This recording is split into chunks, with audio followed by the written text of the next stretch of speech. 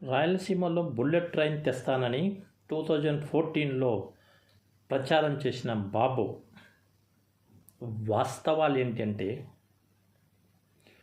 బాంబే సబరమతి మధ్య bullet train దేశంలో మొట్టమొదటిగా హై స్పీడ్ బుల్లెట్ రైల్ ఈ 10 జంక్షన్ల రైలు పంపుతున్న జపాన్, బాంబే సంబంధిత మధ్యలో 2030లో పరుగులు పెట్టిస్తానని ఆ ట్రైన్ 1.8 లక్షల కోట్లు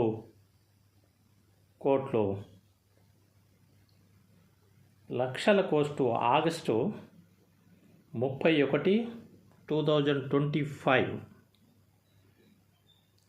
పేపర్లో కొత్త వార్త వచ్చేసాలు దాన్ని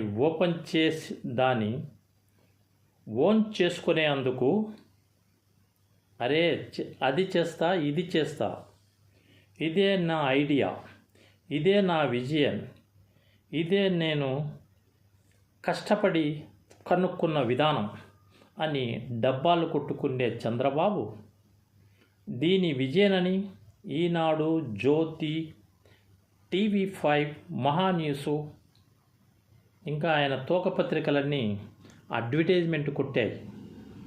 మరి ఆ రోజు ప్రజలకు చెప్పినటువంటి బుల్లెట్ ట్రైన్ ఎక్కడా? అది ఎక్కడ ఆగిపోయింది? ఏ తుఫాన్లో మునిగిపోయింది?